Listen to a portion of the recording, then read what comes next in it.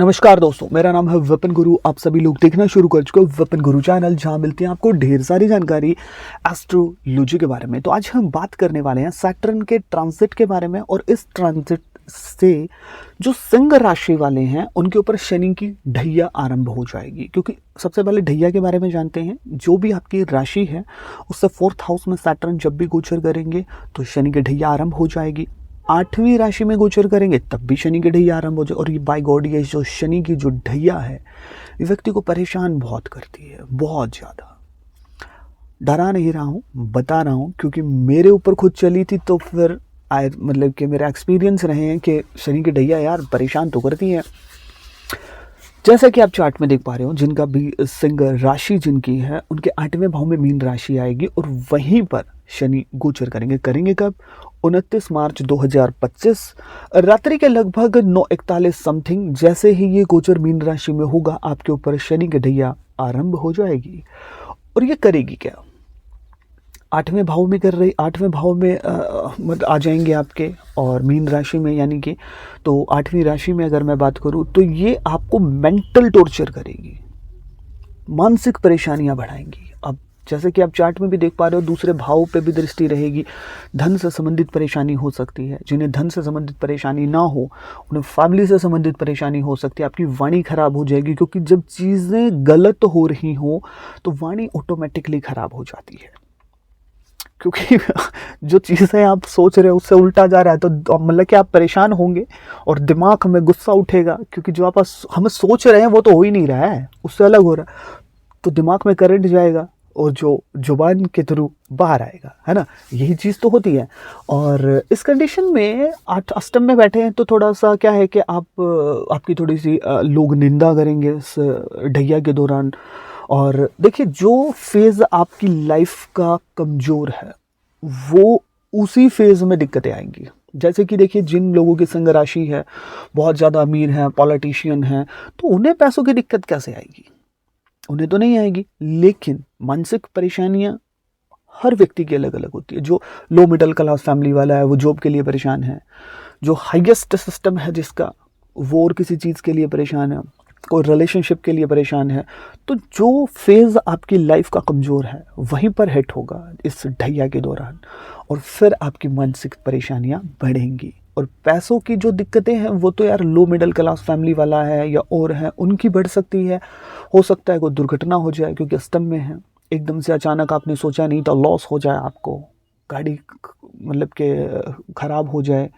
तो ये सब चीज़ें हैं, और पैसों से संबंधित दिक्कतें आ सकती हैं। आपके जो खास जो लोग हैं वो आपका साथ छोड़ सकते हैं। वो होता है ना, कई दफ़ा अष्टम की अगर मैं बात करूं टॉपिक से हट करके 8वें भाव की जब दशा आ जाए तो फिर आप मतलब ये चीज़ रियलाइज़ करेंगे कि यार के जो लोग आपका अभी तक साथ दे रहे थे वो अचानक पीछे चले गए हैं, छोड़ गए हैं। तो फिर वो चीज़ें आपको ध्यान रखनी चाहिए कि बेटा वो आदमी उस टाइम पे छोड़ के गया था तो उन्हें नहीं भूलना चाहिए।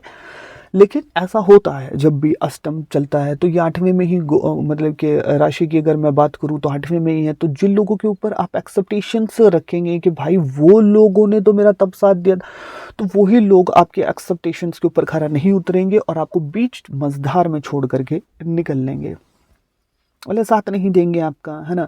और ऐसी कंडीशन में ये भी देखा जाएगा कि आपका जो खास था, फॉर एग्जांपल कि आप रिलेशनशिप में थे किसी के साथ और आप अंधा विश्वास कर रहे थे, तो वो अचानक से चेंज नज़र आएगा। क्योंकि हम कुछ नहीं करते हैं, प्लैनेट का बहुत ज़्यादा प्रभाव है इन चीज़ों के ऊपर, और प्लैनेट का तो बहुत ज़्यादा जोर है। प्लैनेट जब जैसा आता है तो वैसा प्रभाव हमारे ऊपर रहता है।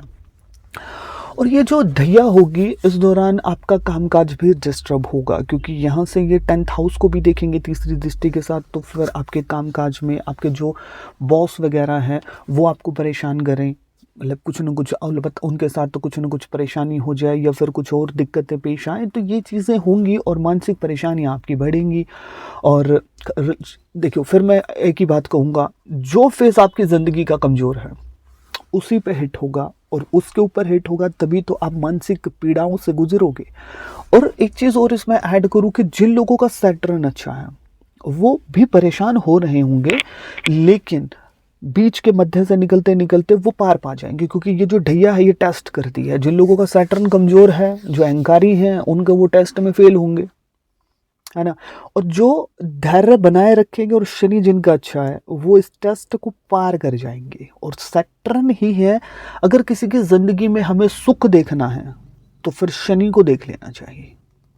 और जब शनि अगर अच्छा है किसी व्यक्ति का, तो वो डिप्लोमैटिक होगा, है ना? चीज़ों को बहुत शातिर तरीके से टैकल करेगा, चाहे कंडीशन कैसी भी हो, कैसे हैंडल करना है, बखूबी जानता होगा।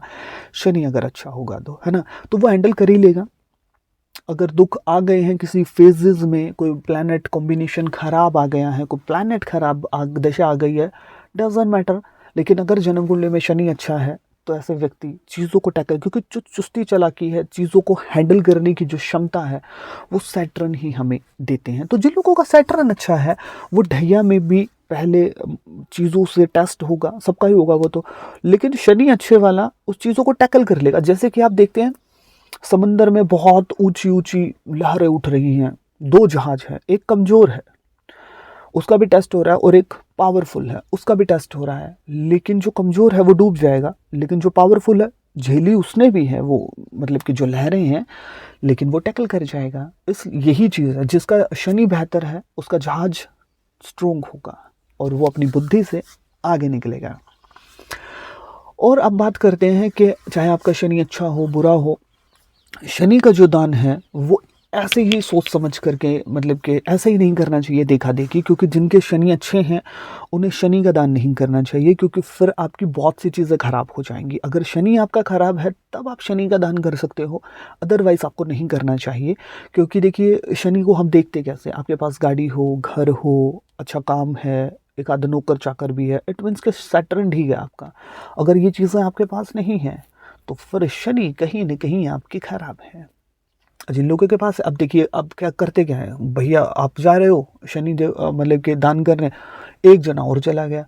अब जिन लोगों के शनि खराब हैं, वो शनि जब खराब होता है तो नंगे पाँव चला देता है व्यक्ति को। अब शनि अगर जन्म कुंडली में अच्छा है, तो स्थिति चाहे कैसी भी हो, अगला व्यक्ति गाड़ी गाड़ी घोड़ों में रहेगा, चाहे कैसे अच्छे घर में रहेगा, चाहे दशा कुछ भी कर ले, कैसी खराब दशा हो, लेकिन उसके स्टार्डम में कमी नहीं आएगी कभी भी। अच्छे कपड़े डालेगा, सब कुछ रहेगा, क्योंकि शनि छाँव है ना? उस छाँव के अंदर जो प्लैनेट को करना है, खराब प्लैनेट को करता रहेगा, लेकिन शनि इतनी आंच नहीं आने देगा। अब जब शनि खराब हो, तो व्यक्ति को आप देखोगे कि पैदल पैदल पैदल पैदल चले जा रहे हैं, स्कूटी नहीं है, बाइक नहीं है, गाड़ी नहीं है, पब्लिक ट्रांसपोर्ट में सफ़र कर रहे हैं, तो वो क्या है, शनि आपका अच्छा नहीं है, इट मीन्स, है ना?